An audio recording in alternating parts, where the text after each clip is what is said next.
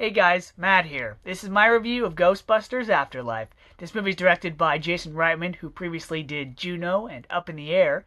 This movie stars Mckenna Grace, Carrie Coon, Paul Rudd, and Finn Wolfhard. Now, the plot of this movie takes place 30 years after the events of the original Ghostbusters films. And this single mom and her two kids, Phoebe and Trevor, move into this old dilapidated house left to them by their grandfather, or her father. And there, these freak occurrences start happening in their small town. And soon after that, Phoebe discovers who her grandfather really was.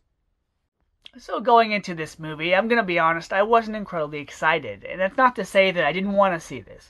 It's just my expectations weren't very high for two reasons. One, simply because I was never a huge Ghostbusters fan. Just like Back to the Future, there's a huge following for it, and I'm just not really immersed into it.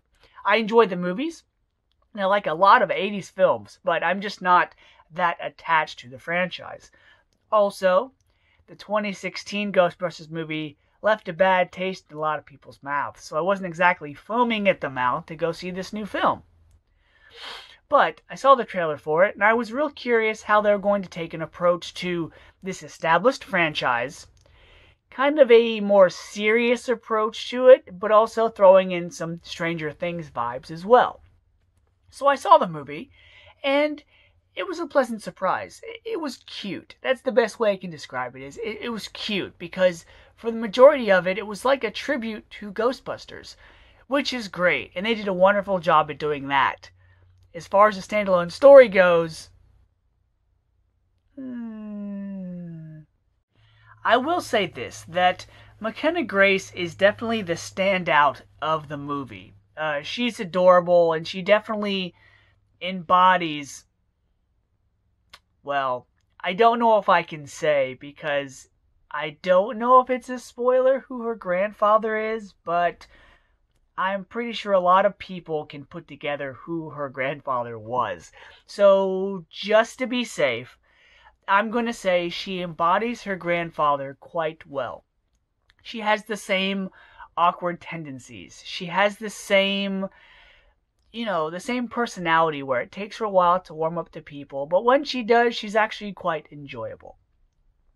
And the start of the film is very intriguing, very exciting. I didn't think the film was going to start off that way, because to me, the intro they went with was a lot like watching the Jack Reacher movie, where instead of having this mystery as to who the bad guy was in that movie, who the killer was, who was responsible for the crimes, at the beginning they show you.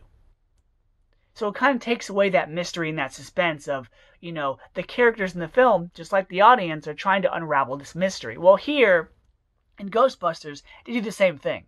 They have this intense opening, which I really liked, and it definitely shows you right off the bat, or heavily implies who her grandfather is supposed to be. But I felt like, because of that intro, all the intrigue and the mystery was only left up to the characters, which is neat.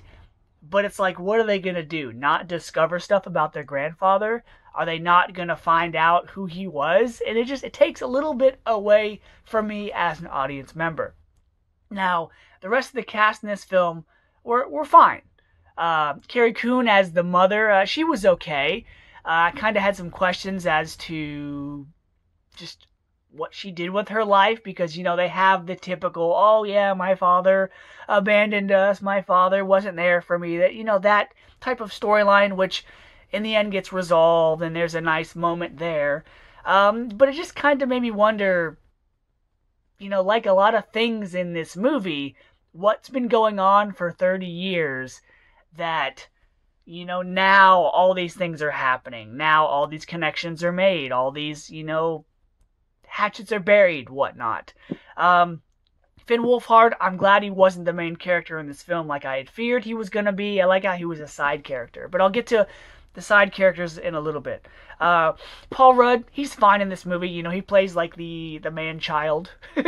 He plays a science teacher that knows who the Ghostbusters were, which is another thing that's kind of weird. It's like, there's a small town, I get it, and he's really enthusiastic because he's a science teacher and a seismologist. He's excited about the Ghostbusters, who they were, what they did, what they represented. but he's like the only one in the town that, celebrates the Ghostbusters and what they stood for. Everyone else, like, oh yeah, your grandfather, he was a dirt farmer. He was not a nice guy. And it's like, so if this is a world that acknowledges the Ghostbusters, Paul Rudd is the only one that's all giddy, that's the nice guy that cares about them. It just was a little weird. This movie was a lot like Stranger Things, where you had a group of kids kind of discovering things or being the ones that bring attention to them because, the adults won't listen or no one wants to give them attention or whatever. This movie was very, very meta in its approach to the Ghostbusters. It was like they were acknowledging who they were, but at the same time just having so many references and Easter eggs. It was like watching Jurassic World, where this takes place in the same universe, but you've got to have those scenes where it shows things from the old movies, characters are referenced, places are visited, stuff like that. And hate to say it, hate to be that guy, but I'm gonna be honest. My least favorite part of this movie were the cameos. And if you're not sure if that's a spoiler or not, I'll just call it the big moment in the third act. They built up to what could have been their own story, their own thing in the Ghostbusters universe, but they had to go and shoehorn in the big moment. And it was just very abrupt, very hey, in case this movie wasn't, doing it for you and was treading water, here's this big thing to kind of remind you, hey, this is a Ghostbusters movie, remember? And it took away and deflated everything they were building up towards till that point. Yes, there are villains, there are little Easter eggs, there are things from the original film, but I almost feel like this plot, this story, this movie may not have been made if Harold Ramis hadn't passed away. Now, I'm not to say this movie shouldn't have been made.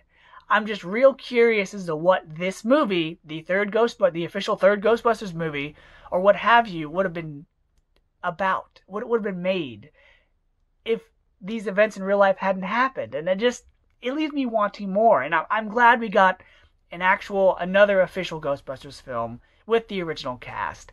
But it just kind of feels like it was just made to remind newer fans and something for older fans to sink their teeth into. And to me, that's really not enough to make another full-length feature about. I'm sorry. If it was a Netflix series, I think it would have been much better. To put all of this in one movie, it just kind of felt like a bunch of fan service to remind audiences, hey, this is a Ghostbusters thing. So, because the big moments to me just felt rushed and abrupt and just a little out of place. It's kind of like watching the Power Rangers movie. Just imagine if they were to just play the Power Rangers theme throughout the whole thing. It was just over the top and a little much. But the acting was good. The pacing was good. There were the references, were cute and adorable. And I tell they even used musical cues from the original film. The little jingles, the little, the bouncy tune. I'm not going to try to imitate it, but you know what I'm talking about. The little Ghostbusters music. It was all nice, but I felt like to make a movie around that, maybe not the best idea. Because things are nostalgic and new and different doesn't necessarily mean they're good. And so because this had a bunch of references that Ghostbusters fans will like, it had just enough to attract a new audience, a younger audience to this, they did their job. But I felt like, aside from the Harold Ramis tribute, which was very heartfelt, and I'm not going to lie, it definitely got me emotional, there's not a whole lot to this movie. And so because of that, I'm going to give Ghostbusters Afterlife a C+. So until next time, guys, see ya.